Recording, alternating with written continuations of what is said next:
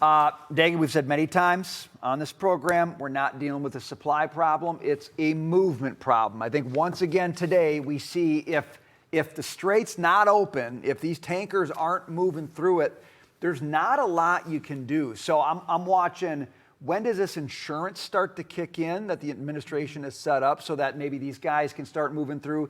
And then the question of the escorts. President says, I'll do it when I think it's necessary.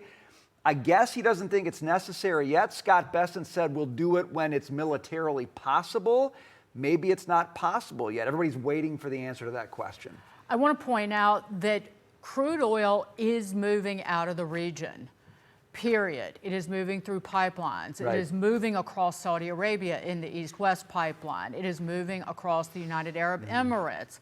It is moving, well, 2 million barrels a day at least. Iran is moving across the Hormuz. Yes. And Greek tankers have hidden their flags because they are some ballsy shippers. Well, you turn off your transponder Greeks. or you Right. obfuscate your flag and you might get through. So based on just some back-of-the-envelope analysis, more than 56% of the normal Hormuz flow is moving. And it's one of the reasons that you don't see over $100 a barrel oil. I understand that oil's up 42% since the start of this conflict, but I want to just quickly mention something about our strategic petroleum reserve. It was drained by Joe Biden unnecessarily for political reasons, and it's now down to 415 million barrels in storage, 60% full, 172 million barrels will be used in this release. Why hasn't it been filled? Well, the House of Representatives in the One Big Beautiful Bill allocated $1.3 billion to have it refilled. The Senate, because you know they care so much about spending, cut that amount down to $171 million. There needs to be money for repairs. Also, for the last 10 years, they have been Congress forced sales out of our strategic petroleum reserves as a budget offset.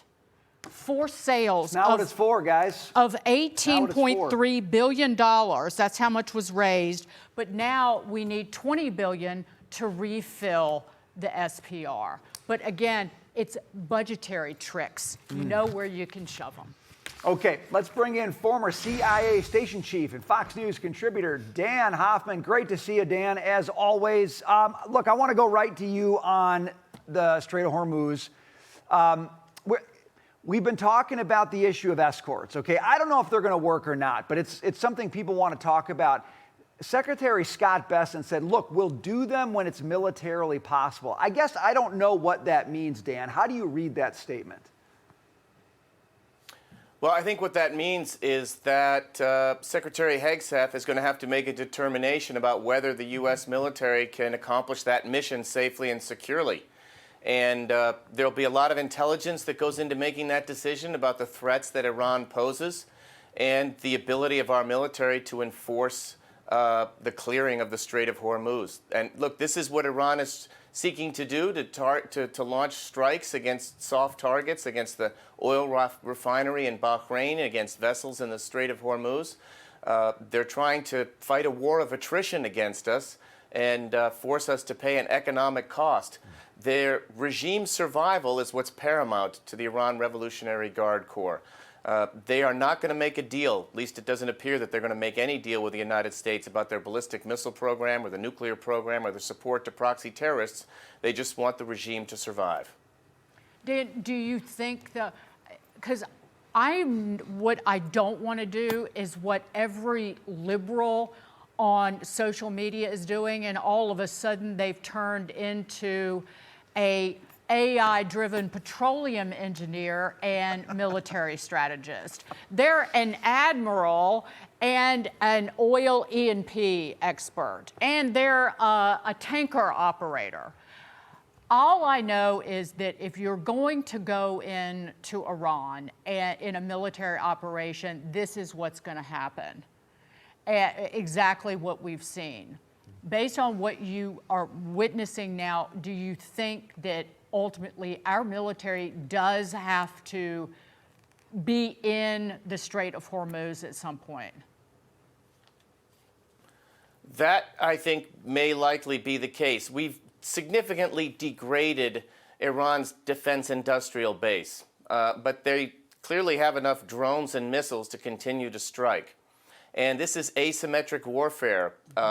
Putting mines down in the Strait of Hormuz is something that Iran can do. Look, we're going to keep up the fight. We're going to carry on targeting Iran's military, their ballistic missiles factories and the drone factories and their nuclear program.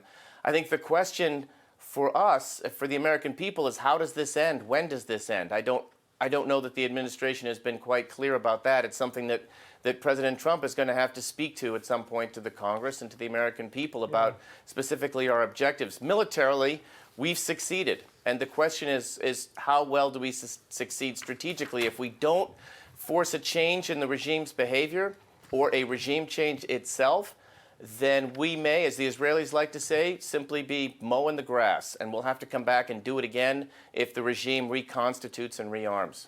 Yeah, KT McFarland mentioned mowing the grass yesterday. Second time now I've heard that term. I think I get what it means. It does not sound attractive, though. Dan Hoffman, thanks for being with us tonight. Appreciate your expertise.